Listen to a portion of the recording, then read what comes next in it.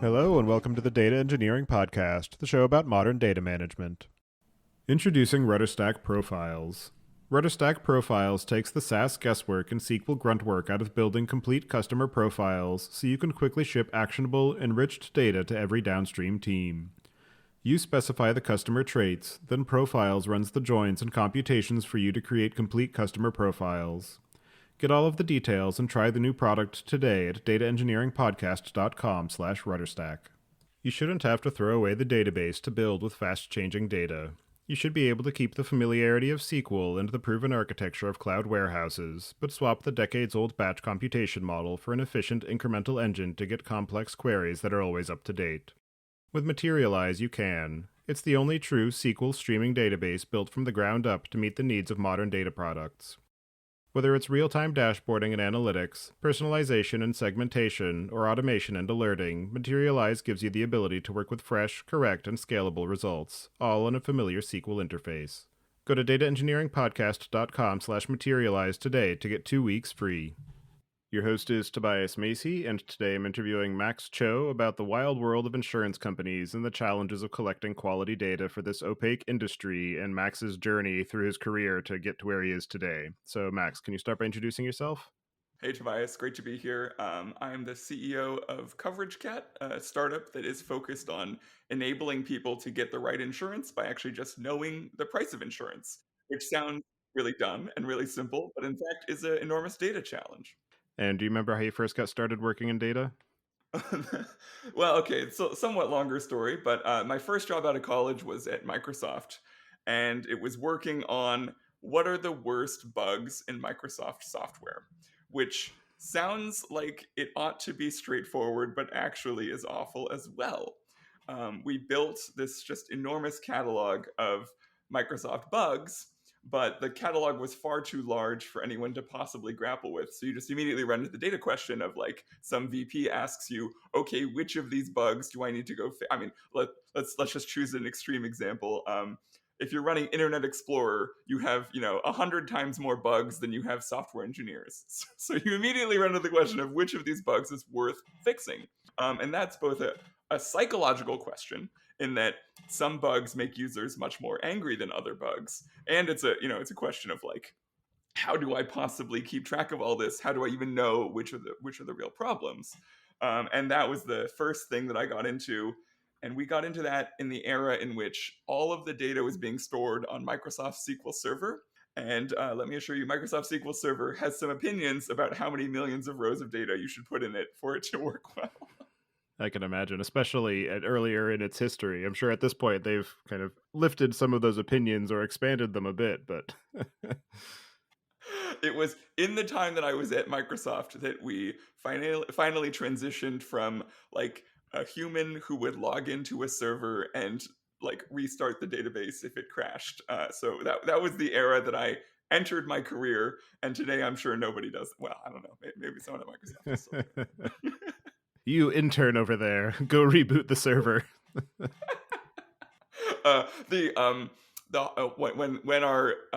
When our engineers were on vacation, there would be no one who would go log into the servers and delete the log files that would accumulate, so the servers would occasionally run out of hard drive space. So I definitely got sent an email one morning saying, "Hey Max, you need to go log into these servers and delete some crap just so that we have room to keep operating." And you're like, "Oh yeah, see, look, it's not just random startups; it's also Microsoft doing this kind of." Absolutely, yeah. And you mean everything's not serverless now? They don't have disks; they just have the cloud. It's infinite. Well, I was reminded of this. So you might recall when Twitter laid off 80% of its people. So that there were bets internally about like, oh, what's going to go on, what's going to break first. And I thought the most reasonable bet was, oh, some server somewhere is going to run out of disk space, and no one's like, not all of this is instrumented, not all of it's automated, and I don't know that we'll ever find out. We'll never get the postmortem on any of this, but it seems likely that's probably happened once or twice already. Absolutely. Or some runaway process that has a known memory leak decided to consume all of the available RAM and the server's just sitting in deadlock somewhere.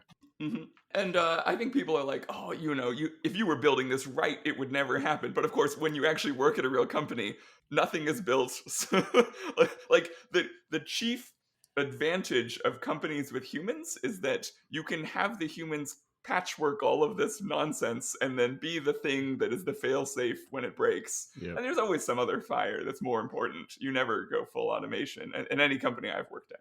Absolutely. Yeah. With any industry from the outside, you think, oh, they've got everything covered. Everything works smoothly. And then you actually work behind the curtain and you say, how does any of this ever work?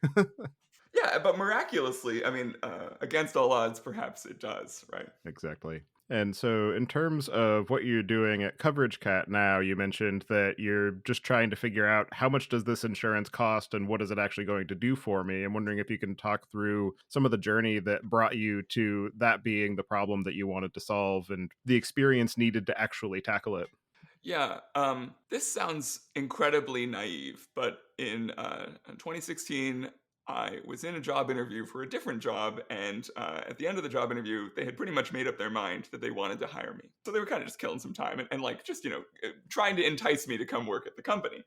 And the last interview was like, if you could go do anything, what would you go do? And I was like, oh, I'd start an insurance company, which I guess is kind of an odd answer for people who are really excited about technology because insurance is where a lot of technology ideas go to die. But to me, insurance is kind of the ideal software problem, the ideal data problem. You have this tremendous corpus of information, but you are functionally in the business of selling PDFs, right? Insurance is a PDF that is a promise, it's a contract about what it's going to do for you. But the actual nature of buying insurance is so awful that you have people basically driving down the highway seeing the price of gas at different gas stations, and some of the gas stations are selling for $4 a gallon and some of them effectively are selling at $40 a gallon, and you see people basically turning into the $40 a gallon station. You're like, oh, if you just drove down the road, there'd be a much better option for you, a much better price choice. But because there's so much opacity in the industry, most people don't realize that. And I was like, why can't we just find the prices of insurance? And in personal lines of insurance, the prices are not like a gas station in that they can't change every day. These are prices that are approved by a regulator and they're fixed.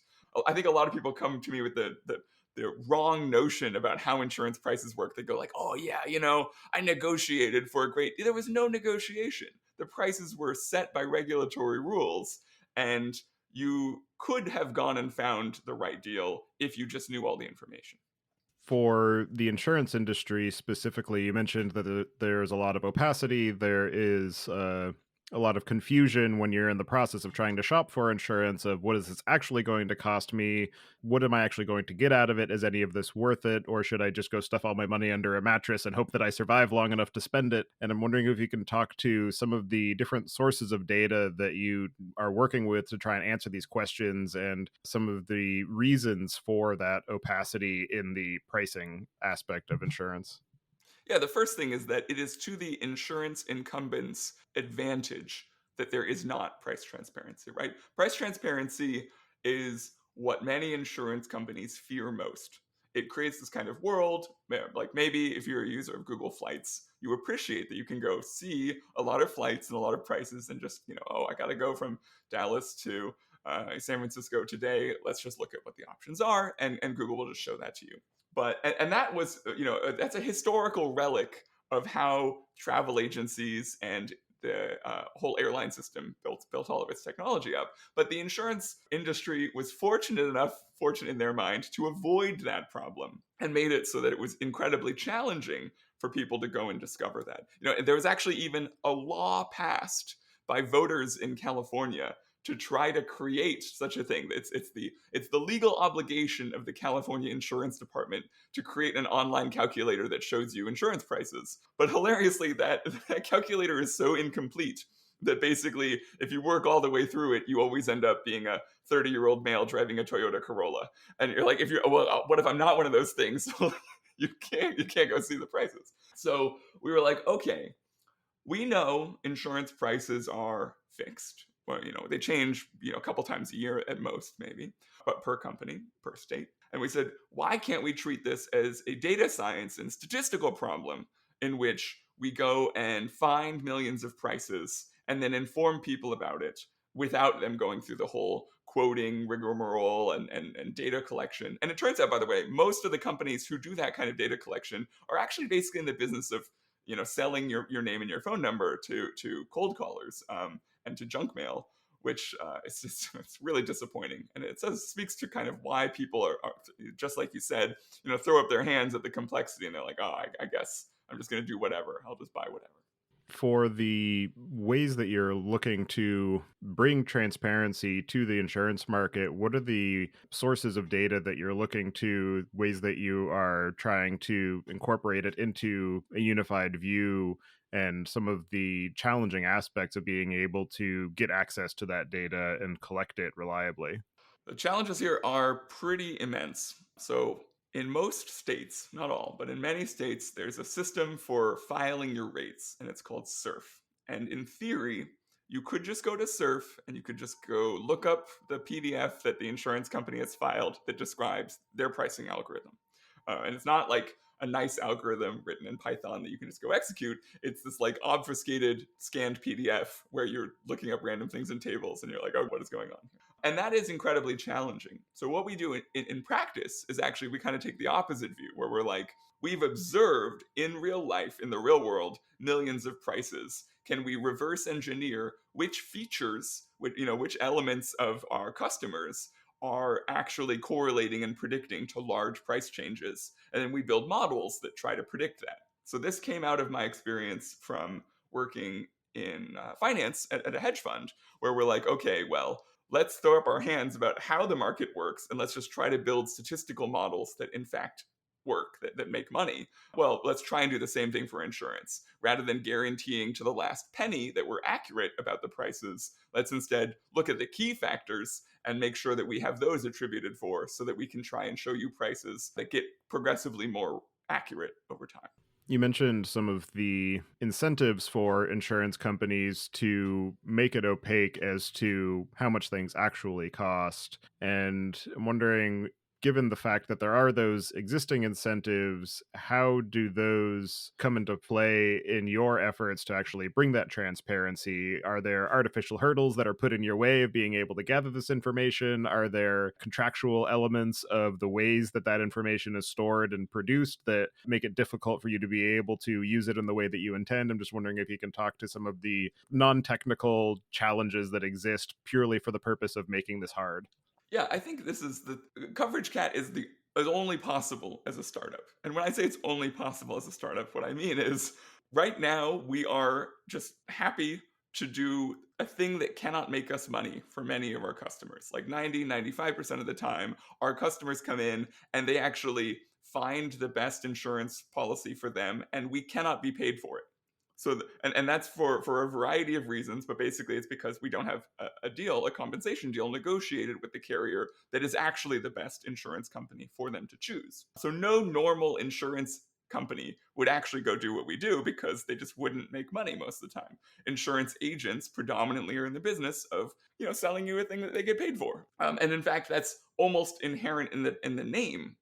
An agent is a salesperson, and they are not your agent. They are an agent of the insurance products that they're trying to sell. Whereas CoverageCat really looks at this totally differently. We're like, it's okay if we don't make money almost all the time, because as long as we can make this a software problem rather than a human salesperson problem, then it's possible to do this at scale. And a very small portion of the time where we do make money, that can be enough to like support the whole business.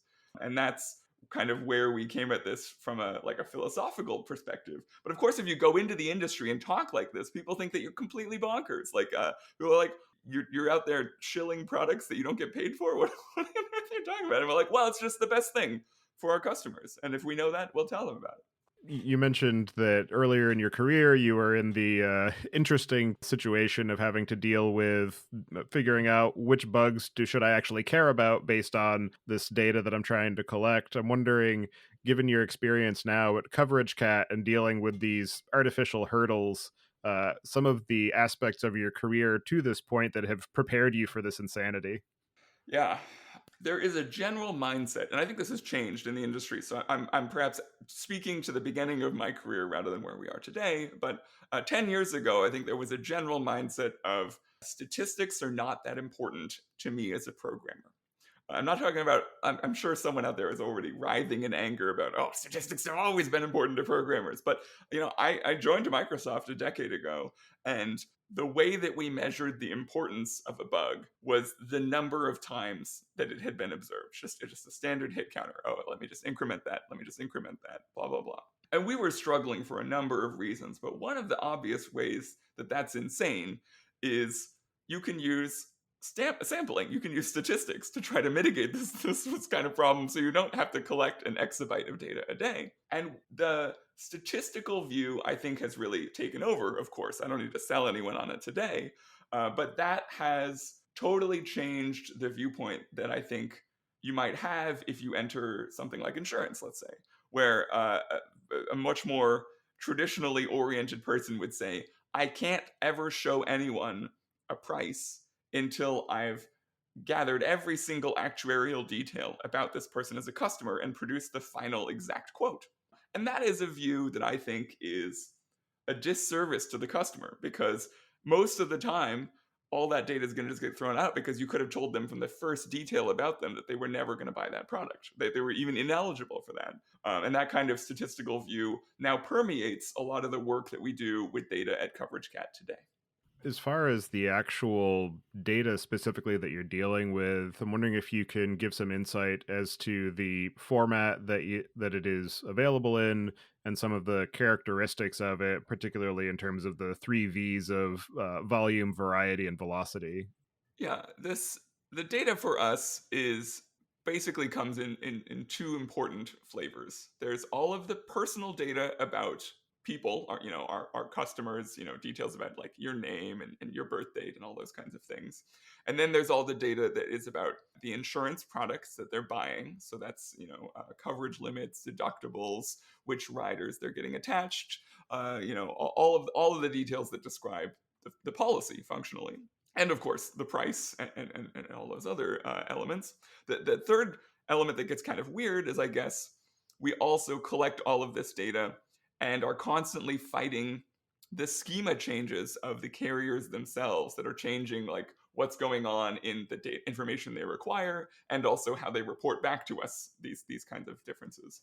So in practice, we basically have this giant pool of raw data. We have a somewhat reasonable ETL pipeline that is pretending pretending that all the carriers in the world are the same and that we can do a better job nicely formatting them to be standardized to run models on. And then at the end, we have this experimental pipeline in which our models are making predictions, and then we have ground truth in the real world that's validating against the accuracy of those predictions.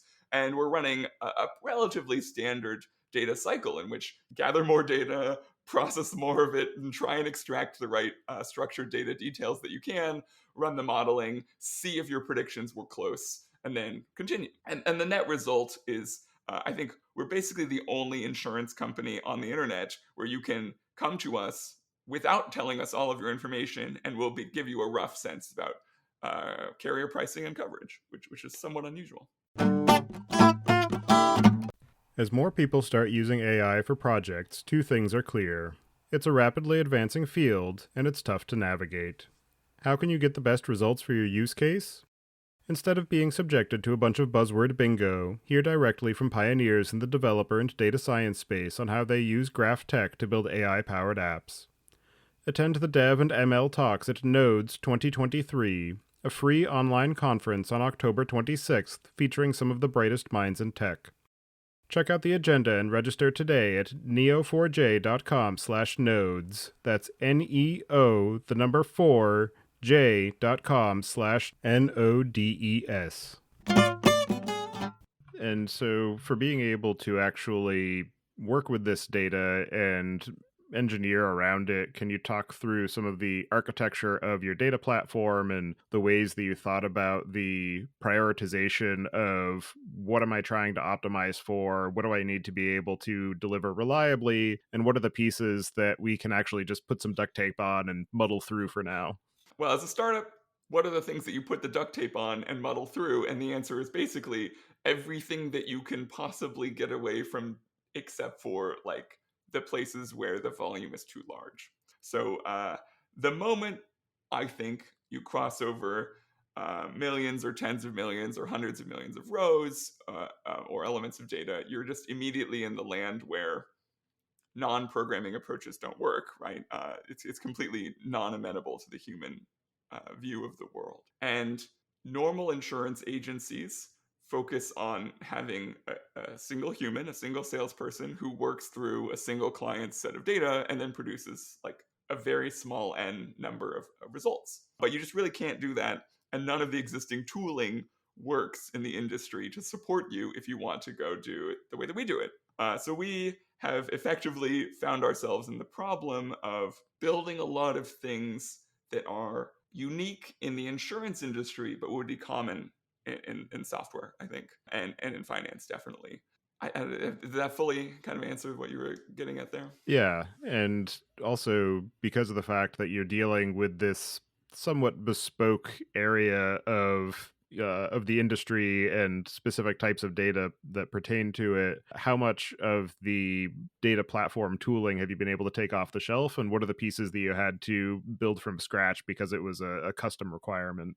I think the only thing that was extremely custom is interacting with insurance carriers. And that's just if there's like a couple major vendors there that have really wormed their way in. And if I have to go read more XML definitions of how to interface with particular insurance vendors, again, my eyeballs will bleed out. But fortunately, once you're past that point, once the data is collected, by the way, I think everyone in the data engineering world loves to spend a bunch of time talking about the beautiful things that happen once you have the data. But of course, there's just so many ugly and gnarly things leading up to that that produce serious problems in how you actually analyze the data.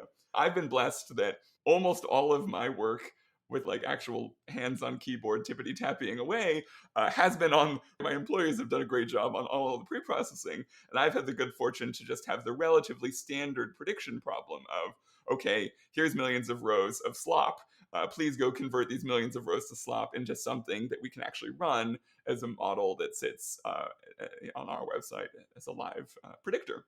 And that is actually relatively simple. I think that that is basically a world in which I'm comfortable. We're happy handling it right now all in Python pandas and treating the problem as a relatively standard like outsample prediction task where your goal is to minimize error. And there's some complexity in the thought of minimization of error. It's not simply MSE necessarily, but that's what happens like on the back half.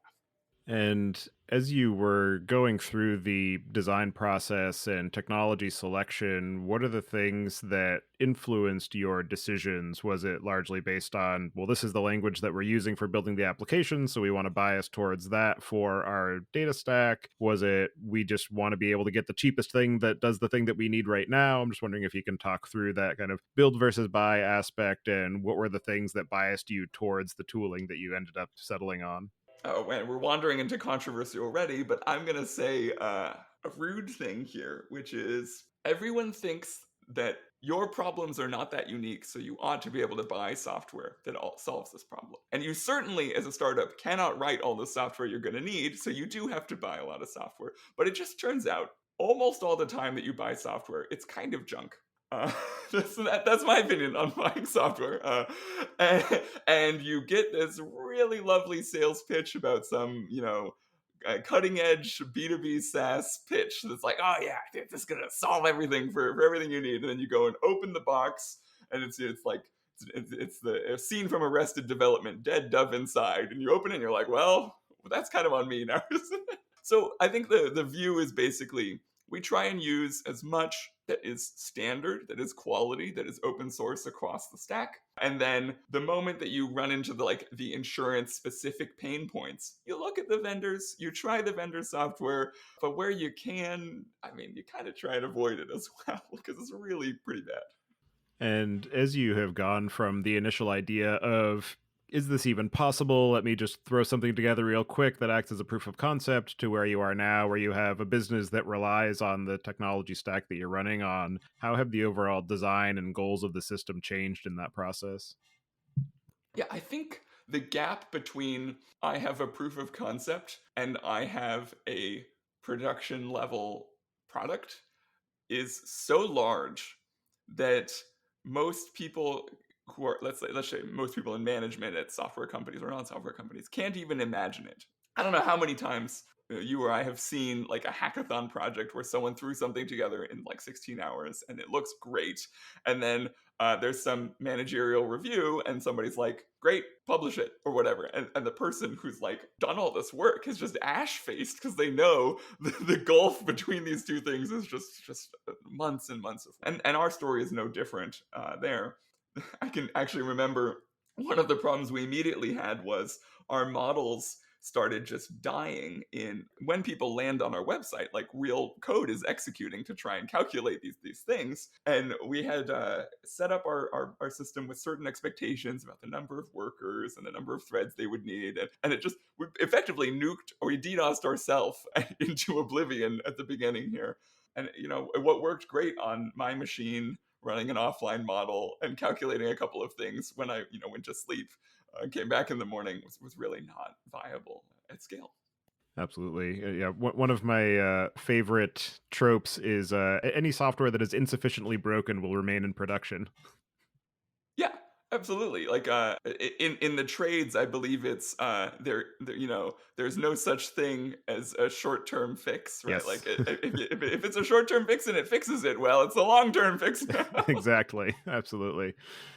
You've got a system, it's running in production right now. Obviously, there are sharp edges and skeletons in the closet, and I'm wondering what your approach has been to prioritizing or identifying which pieces of tech debt do I care about, which pieces do I need to care about, and what are the pieces that I'm just going to pretend don't exist. Yeah, I think all early stage startups are triaging in the same way, in what I imagine the same way that like an emergency room is. And if you've ever been to the emergency room, one of the things that I love about going to the emergency room is it is a reminder of how inconsequential your health problems are, because you'll go in there and they'll be like, you're feeling quite poorly, and they'll be like, oh, it's a 2 hour wait, and you're like, 2 hours, I don't really, that seems like a very long time. And then you see someone walk in with a gunshot wound, you see someone walk in with like a knife sticking out of their back, and you're like, oh yeah, 2 hours seems pretty reasonable. So it's a great reminder on the perspective in life that you can have when you're having a pretty bad day usually. But I think we take a pretty similar approach. It is clear there are enormous parts of the insurance industry that are basically so reluctant to embrace automation for a variety of reasons, some of which are like political, some of which are strategic, some of which are technical. Although, frankly, the technical problems are the slightest ones.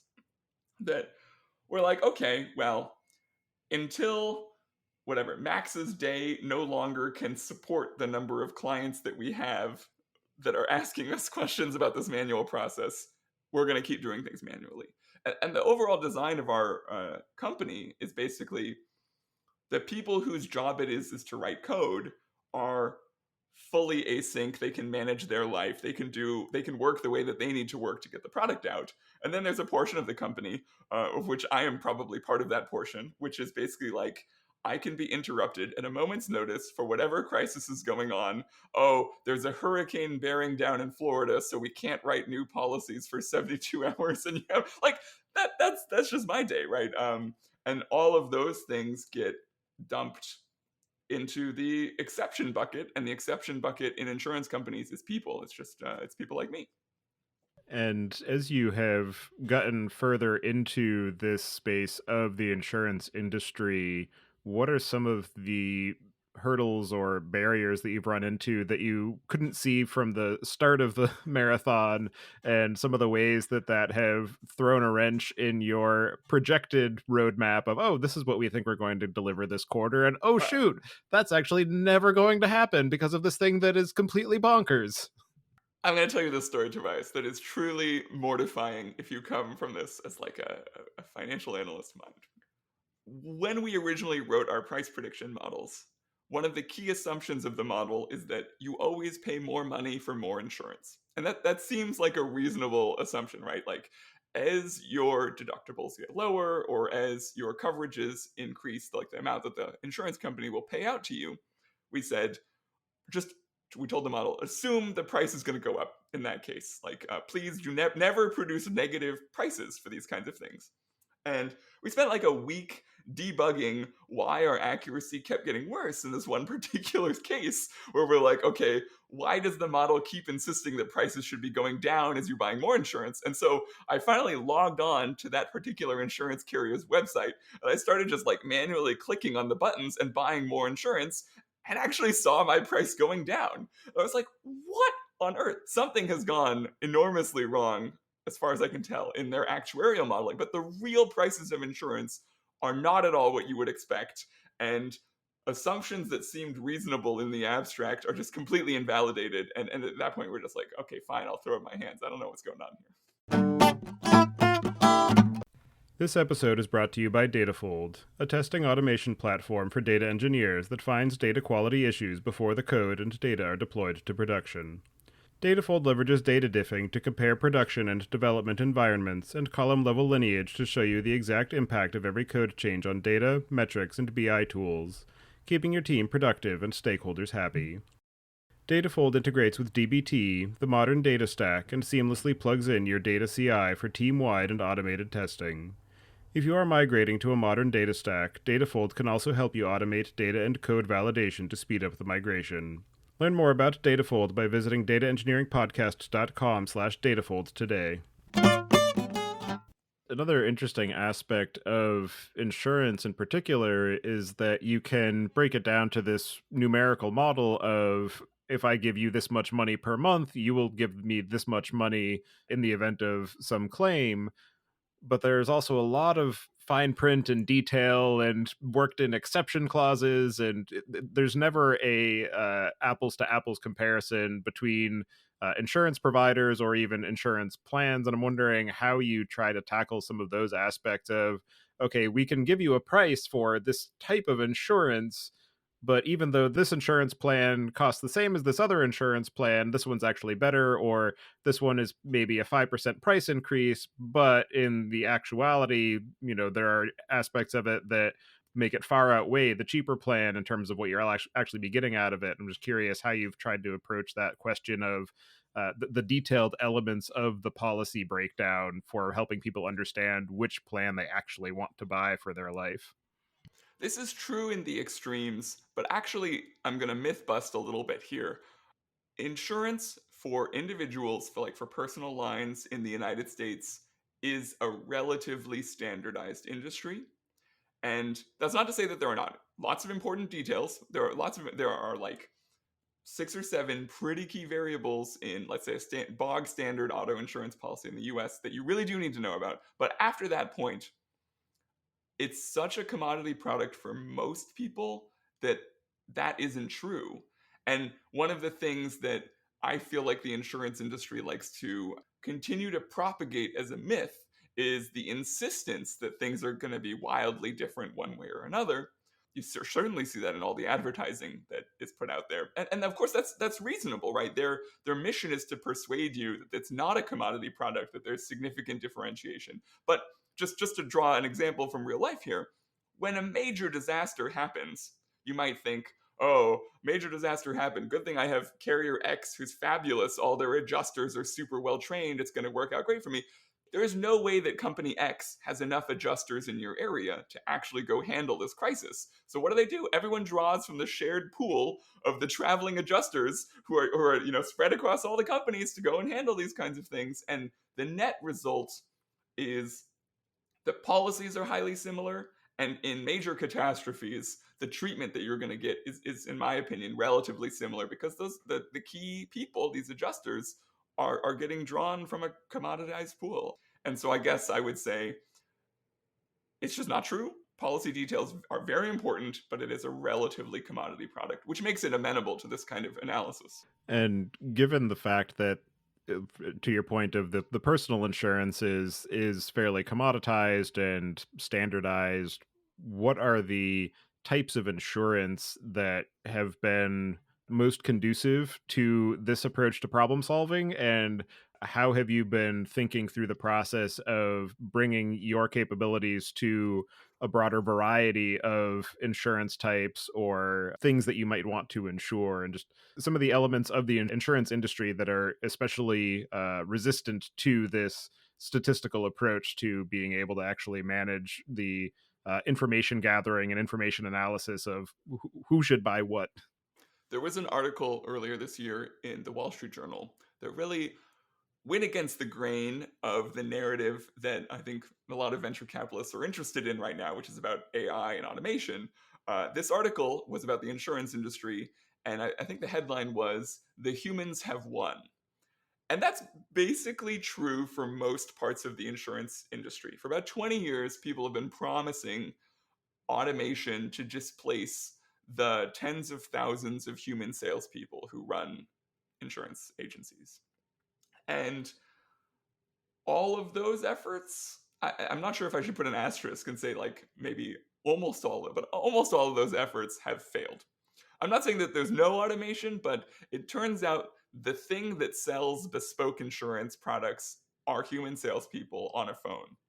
But our view is that there are billions of dollars, about $500 billion a year in personal lines of insurance that are not really bespoke products. The insurance industry is massive, trillions of dollars, but most of the industry, and actually a lot of the profit, is concentrated in these kinds of bespoke things. You hear these stories of like, you know, so and so hand model insures their hands on a Lloyd's marketplace. That's never, I'm not gonna say never. That's not ending up on an automated stack of CoverageCat anytime soon. I'm not. There's no model I can write about those kinds of things because they are extremely unusual. They're just contracts. But a lot of the industry is a pretty commodity product. You know, in the U.S., $500 billion a year of pretty commodity product from personal lines, and that's where we think we can crack the nut. It's not in the areas like, oh, how do we handle a construction risk for new high rise where they're using certain kinds of safety gear. That's the kind of complexity that is really out of our scope. To that point of AI, I'm wondering if there has been any utility from the rampant growth of large language models and being able to apply them to questions of summarization for insurance policies to be able to help with that data extraction and data aggregation piece for those more detailed elements that we were discussing. Well, OpenAI wrote a report that basically pinned insurance as like the third most likely candidate for automation, third, fifth, some one of the most likely candidates of LLMs. I haven't seen it yet. That doesn't mean that someone's not. I'm sure there are many people working on it. But the problems, if you've ever dealt with LLMs, is one of the largest problems. Let's just put them in order. The largest and most important problem in insurance is selling insurance. And LLMs are not actually very persuasive salespeople. If you've ever interacted with an LLM, it's never really enticed you to buy. It kind of just came off as an idiot, right? So that's problem number one. Problem number two, in kind of like the support and claims automation, that's actually seems much more reasonable to me. But you're going to run into the problem there of claims actually aren't that frequent, right? Like you sell a lot more policies than have claims, hopefully. And so you are competing against cheap humans. And anytime you're competing against cheap humans, well, some of the time the cheap humans win, right? They're just cheaper than the LLM. And if they can do the job better, of course. So we'll see. I'm sure progress will be made here. I am not sure that it's going to come at the pace or at the market size that some people are anticipating. Now, digging into the failure modes of your work and the ways that things can go wrong, given that you are selling insurance to people that they don't care about until they really care about it. I'm wondering if you can talk through some of the ways that you think about the error conditions, failure modes, data quality aspects, and just the we really need to make sure that this thing really works well piece.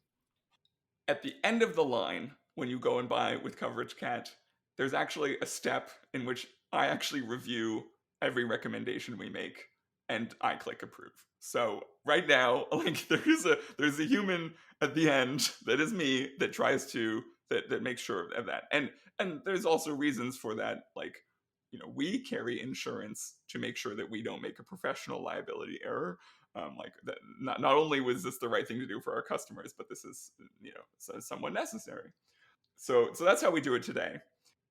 I would actually say we do better than most human agents. Like, we review policies every day from people who send us what some other human sold them.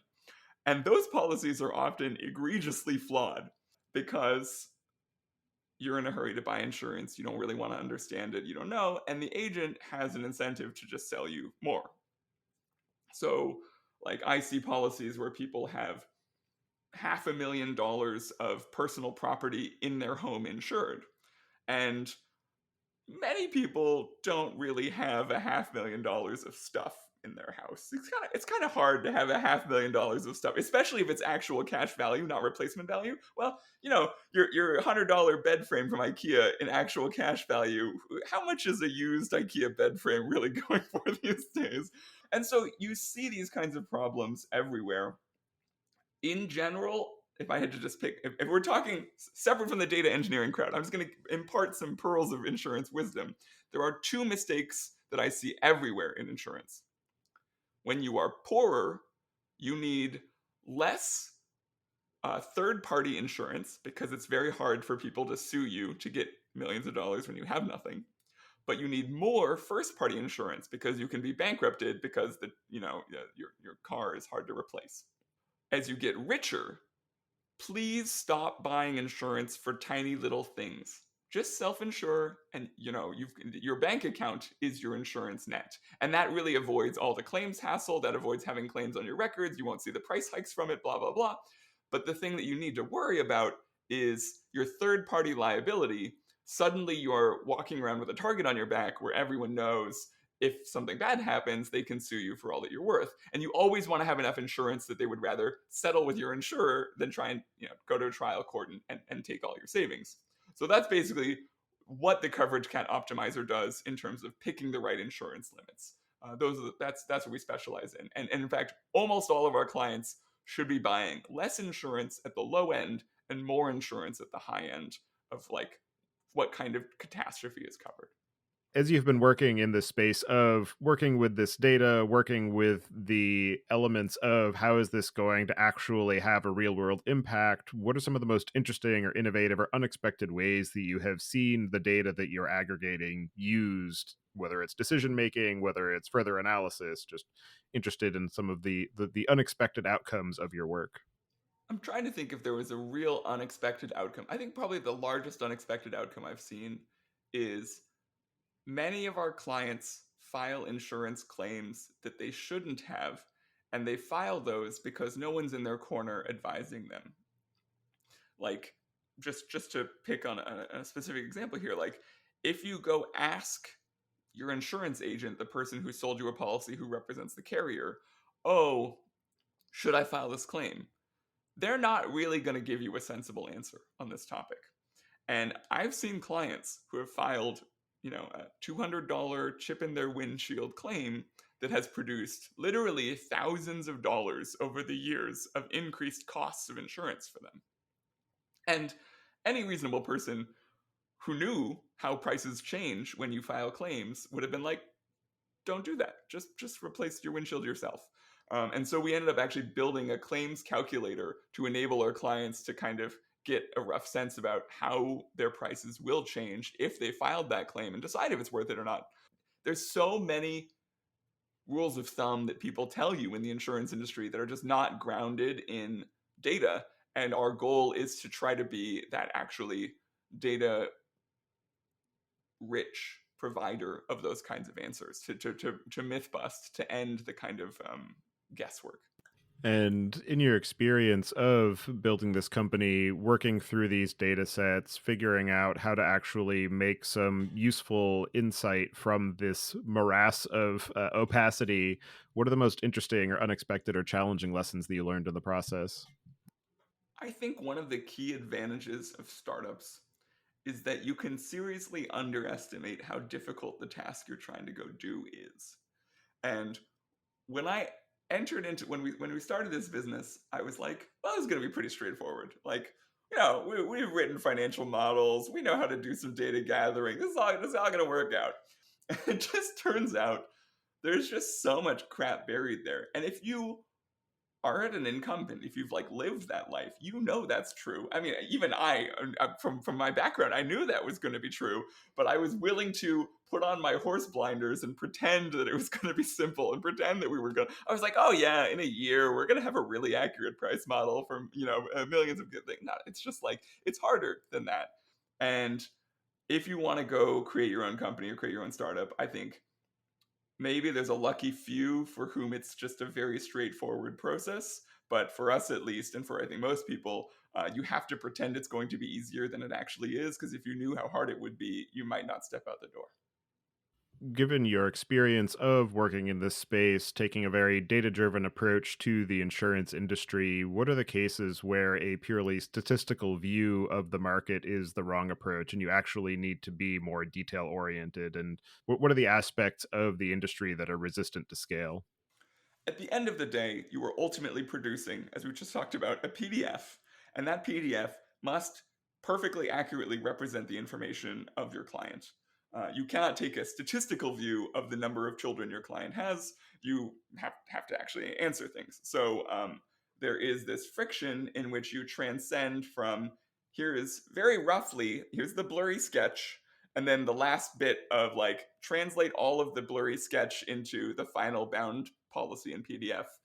That remains not amenable to statistics. That's just a data collection piece in our view. And as you continue to invest in this area and build CoverageCat, what are some of the things that you have planned for the future of your data stack, your product suite, and just some of the thorny problems that you're excited to dig into? One of the favorite things of mine in insurance is how you can mix and match and combine insurance. And I think, bless the people out there that are running billions of dollars of ads saying bundle and save. But in many cases, bundle and save is a misnomer because, oh, sure, you save $50 for bundling, but the actual cost if you had bought this a la carte would have been thousands of dollars different. And you can actually combine policies in interesting ways to produce millions of dollars in coverage at much lower prices. And so the thing that I am really excited about is CoverageCat continues to go forward on the customers who have complicated insurance needs. How can we take a data driven approach to actually optimizing that? And that's a much more sophisticated optimization problem. That's a question of, oh, it's not merely moving the slider on the Allstate auto bar. That's a question of which carriers can comprise the appropriate set of coverage for an individual's risk tolerance and for their net worth. And we can see tremendous savings there. I see clients who spend tens of thousands of dollars a year in insurance, most of which is unnecessary or could be produced. A lot of that risk mitigation could be produced in a different way.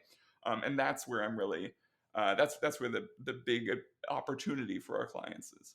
And are there any aspects of the work that you're doing at CoverageCat, the overall space of the insurance market and the available data and ways that it can be used to drive insight and purchasing decisions, or any other aspects of this problem space that we didn't discuss yet that you would like to cover before we close out the show? Oh, yeah. I think our ultimate goal is really simple. Today, when you buy insurance, and I talk to people about this every day, uh, most people I know open up their web browser, Google, blah, blah, whatever, auto insurance in New York.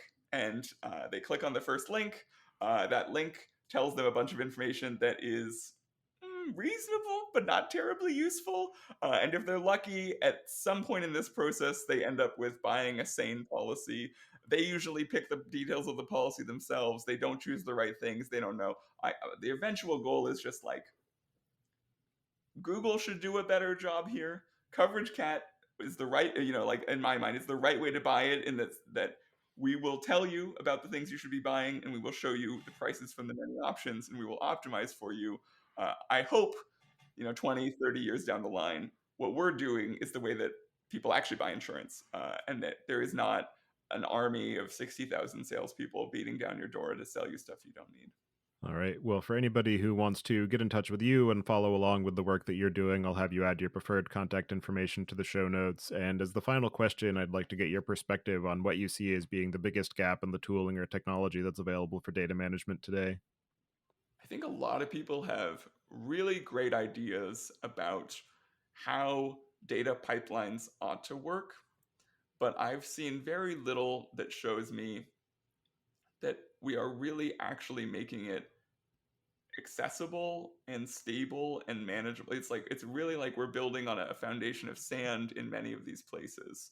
And the most ambitious ideas to go change that have either not succeeded or certainly not percolated into the mainstream. Like when you think about how companies really do data management today, it's probably either a SQL variant or spreadsheets. And that tells me that there remains enormous opportunity for someone to actually create a product that is usable by everyone, that is enables you to know about how the data you're managing is working. I think Microsoft Access didn't succeed, but it had the right idea, and I hope someone comes up with something like that. And it's clearly not these consultancy oriented, super complicated data management providers. Absolutely. Well, thank you very much for taking the time today to share your journey into this interesting and perilous space of insurance and being able to make it less opaque. Appreciate the time and energy you're putting into making that a tractable problem for the average person. So thank you again for that, and I hope you enjoy the rest of your day. All right, thanks, Tobias. You take care.